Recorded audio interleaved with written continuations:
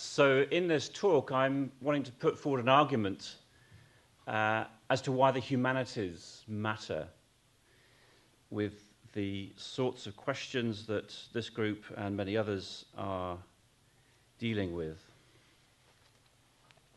So in 2007, the physical geographer Simon Donner wrote an article in the journal Climatic Change called Domain of the Gods.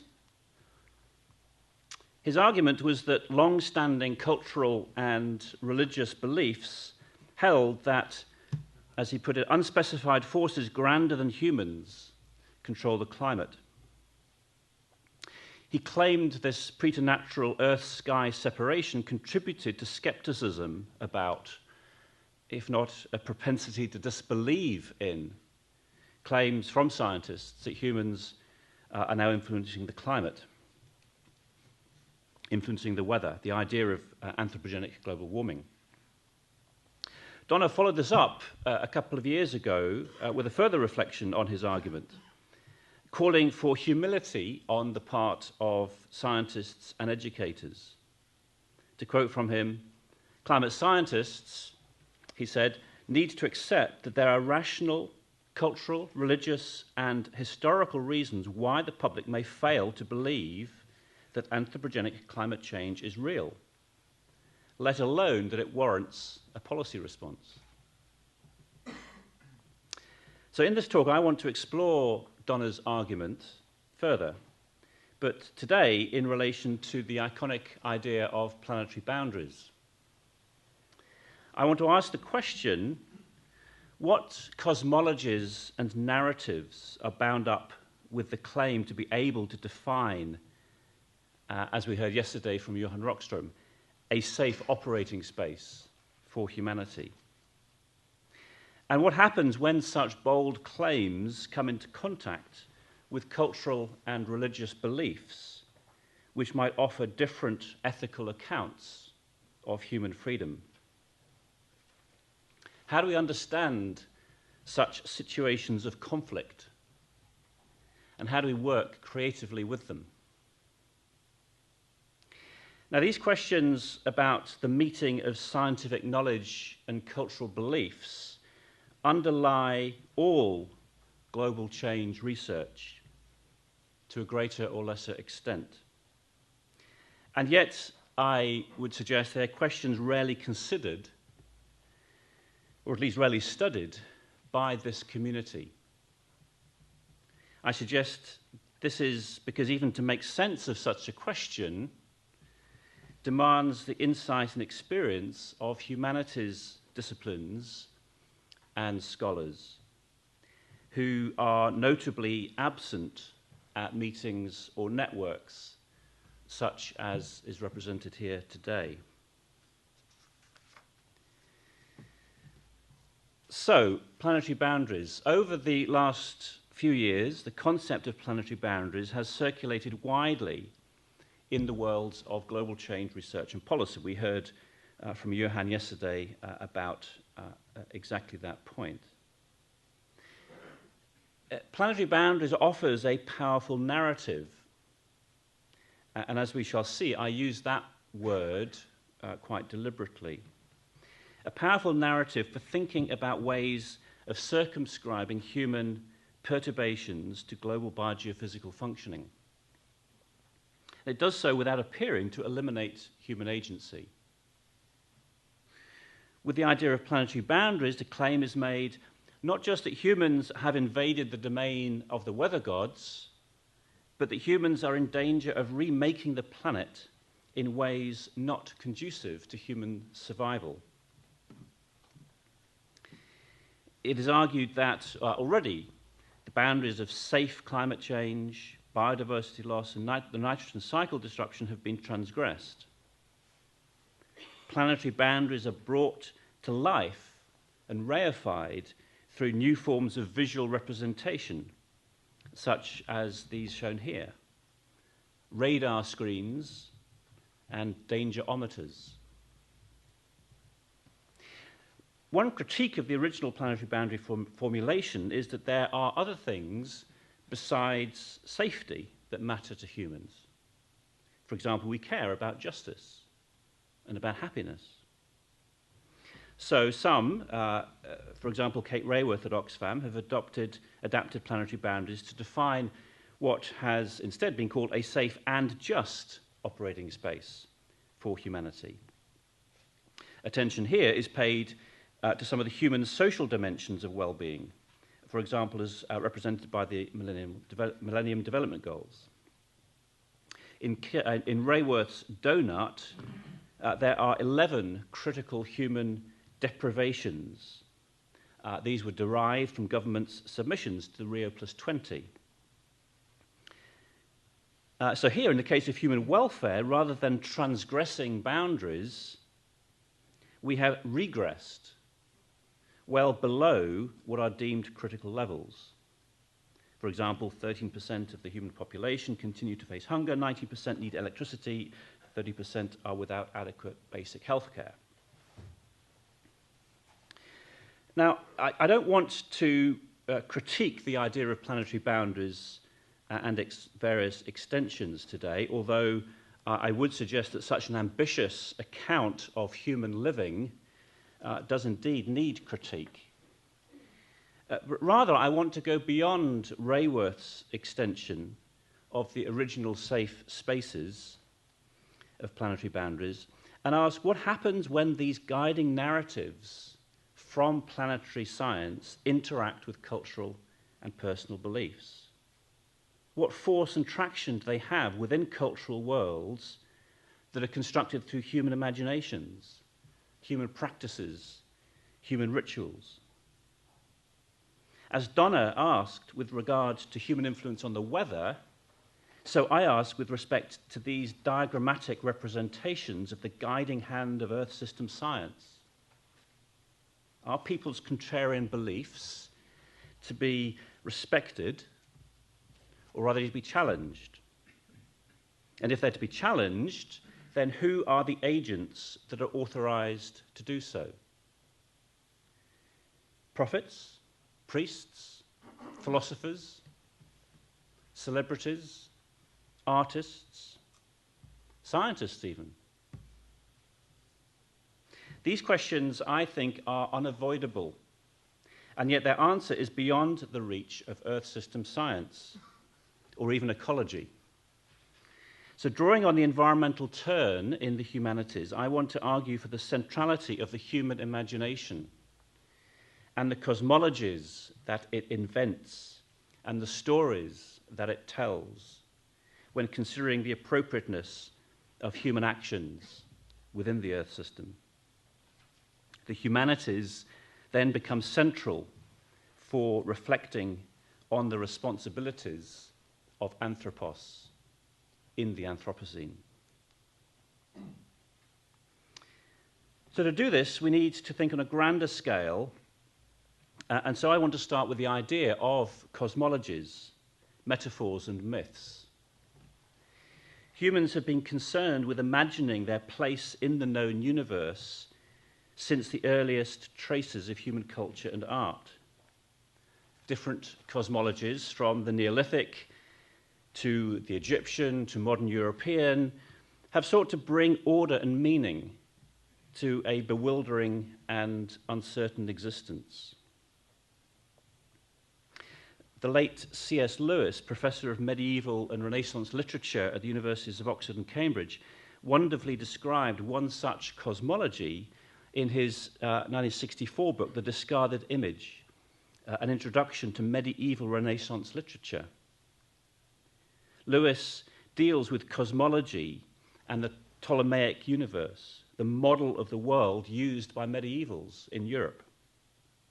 This cosmology includes the structure of the medieval universe, the nature of its inhabitants, the notion of a finite universe ordered and maintained by a celestial hierarchy, and the ideas of nature. He explained how theology, science, and history were organized into a single, complex, harmonious mental model of the universe. During the 17th and 18th centuries, Europeans self-consciously began to reject such an ordering of the universe, enlightened science found no place for angels, fairies, or devils, nor for the immanence of a transcendent God. Instead, a disenchanted universe came to be understood as machine-like, with physical entities moving like clockwork, blindly following the laws of mathematics.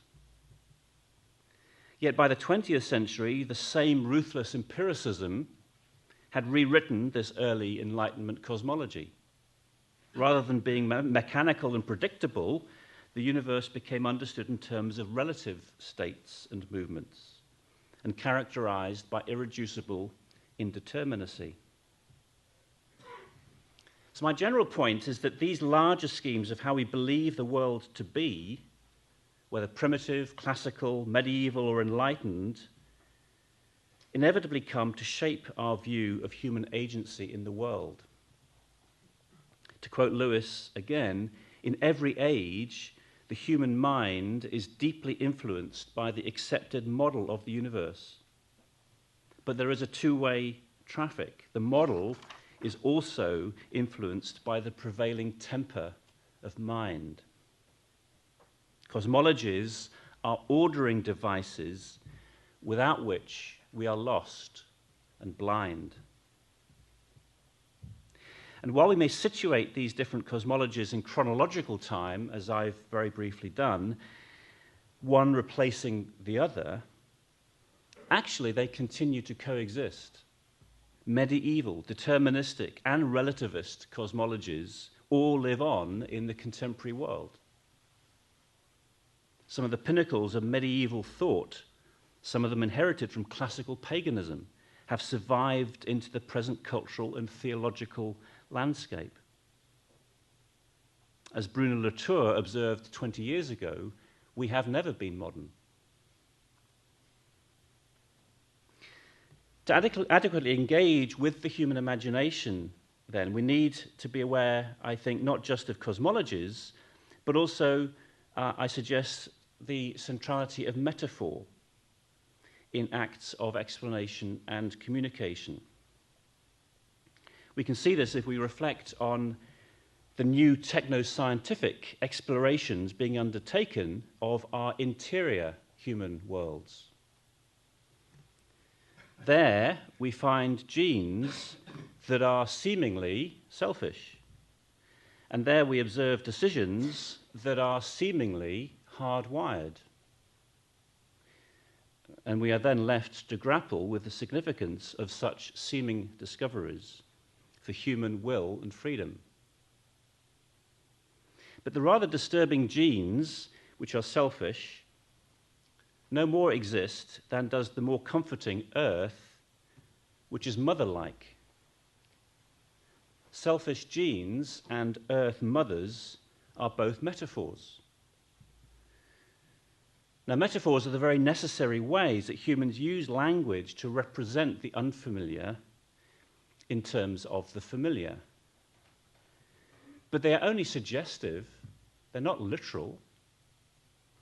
Metaphors abandon the pretense that we can describe things as they truly are from a God's eye perspective.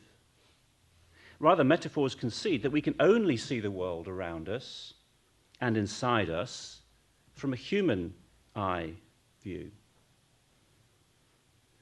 Consequently, metaphors are never innocent. They are performative.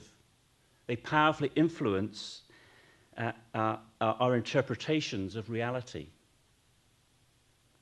As metaphors circulate around our different social and cultural worlds, they exercise huge influence on how we believe reality to be. And this is as true of our engagement with the planet as it is with our own bodies. Is the Earth a spaceship? Is the Earth a spaceship to be steered on a journey, an Earth mother which we must bond with, or, careful now, is it a dashboard with dials to be managed so that the indicators are kept out of the red zone? it was quite interesting yesterday, knowing that I was going to be talking about metaphor, just to pick up on Johann's talk and the number of different metaphors that he introduced in his talk yesterday about planetary boundaries. Here are some of them that he used. Mother Earth, spaceship Earth, under the hood of the Earth system, hit the ceiling of the hardwired Earth system processes, Earth system presenting us with invoices to be paid. Humanity has reached the saturation point, tipping points. Earth system using the palette of biomes and systems. Earth system starting its engine of positive feedbacks. The planetary ceiling and the social floor.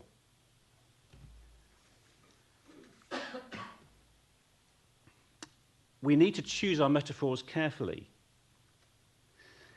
Brendan Larsen has beautifully shown this in his book, Metaphors for Environmental Sustainability, Redefining Our Relationship with Nature. He shows, for example, how the metaphor of barcoding as a way of representing the identification of species according to their DNA contributes to a commodification of human relationships with animals. And how the metaphor of the selfish gene changes the way we think about human self-image and ethical behavior. Metaphors cannot be discovered, only invented. And we need to be careful with our inventions and take responsibility for them.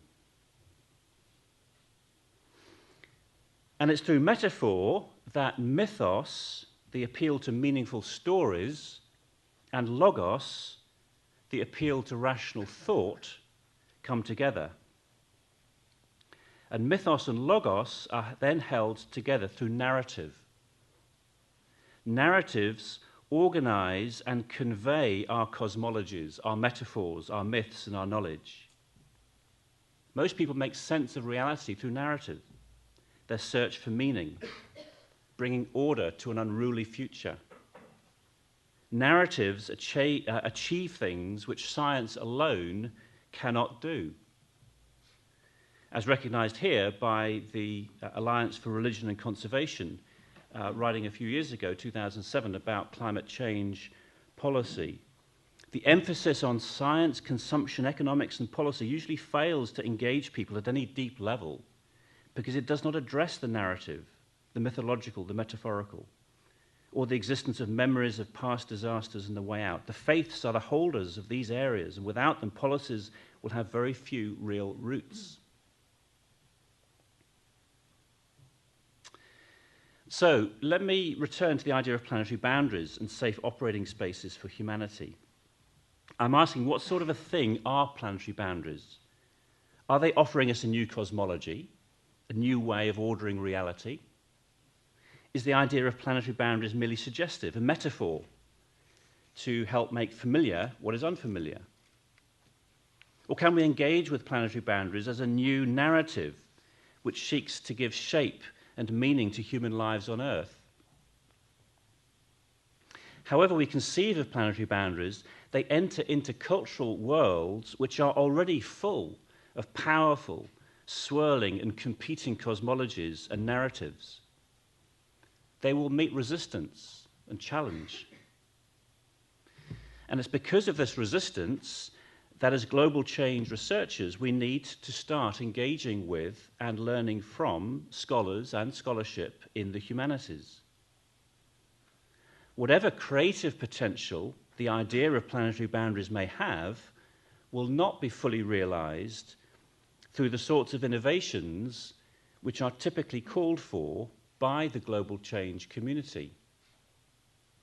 I just want to briefly look at two of the most standard responses that emerge from this community: the call for new knowledge systems and the call for new governance systems.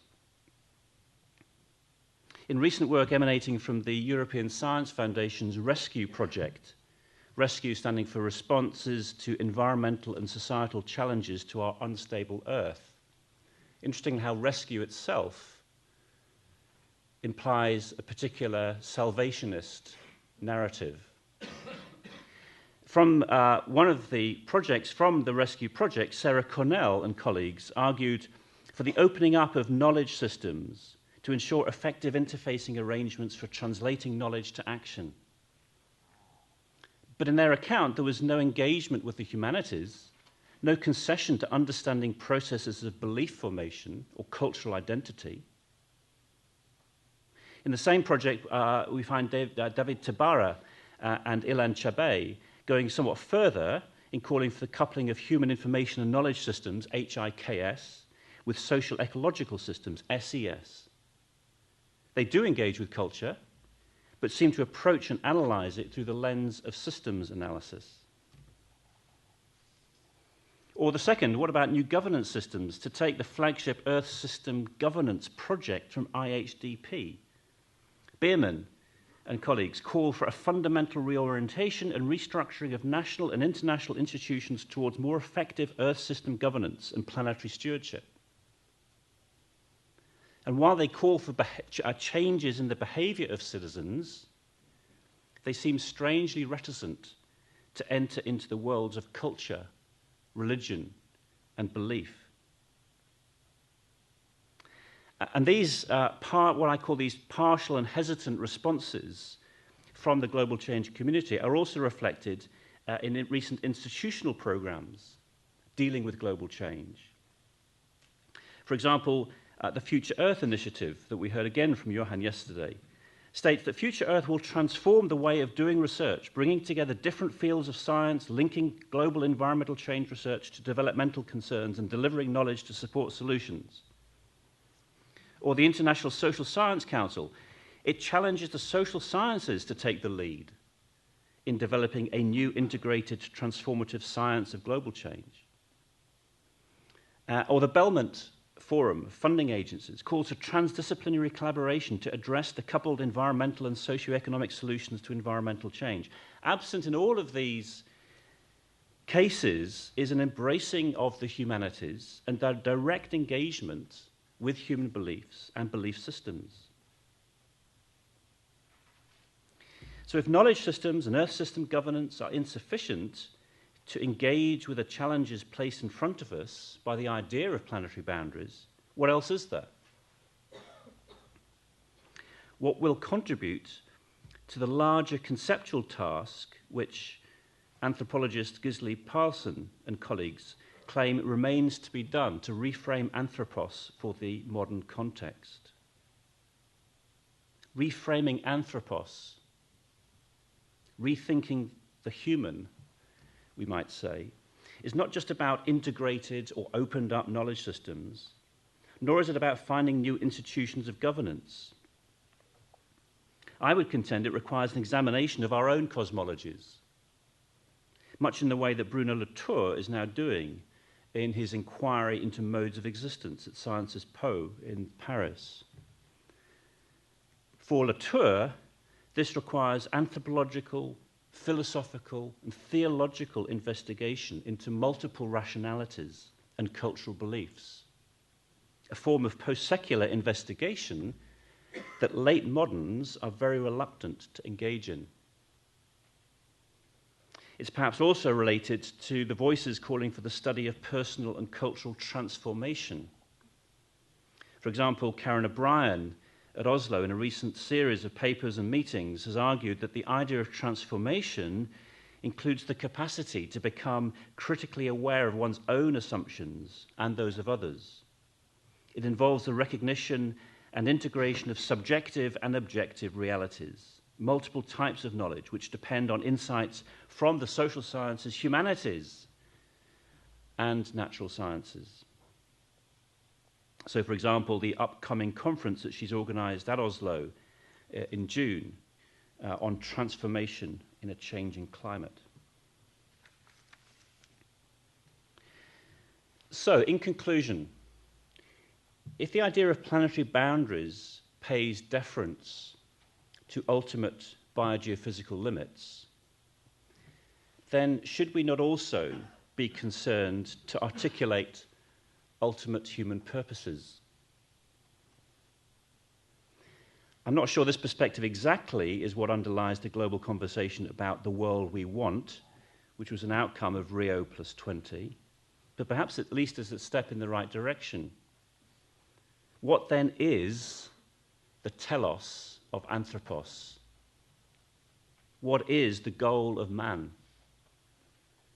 Or the aspirations of all citizens, as Rio plus 20 puts it? Is it, in fact, about human survival? Is that our telos? At any cost? Is it about sustained economic growth? Is it about some notion of political freedom? Or, as we heard yesterday, the rights of women to choose how many individuals they have? Is it about social justice? Is it about maximizing human longevity? Is that our telos? Maybe we need a more explicit Aristotelian contemplation of the good life, the nature of well-being, and the exercise of virtue. Maybe it should be less about the world we want and more about the people we want to be. For me, it certainly suggests the need to go well beyond the capabilities of integrated knowledge systems or the processes of Earth system governance. As the rescue project I mentioned before from the ESF did indeed recognize in their final report, the issues about human life on a changing planet are firstly humanistic and not scientific. The Anthropocene, they concluded, creates a completely novel situation, posing fundamentally new questions, including issues related to ethics, culture, religion, and human rights, and requiring new approaches and ways of thinking, understanding, and acting.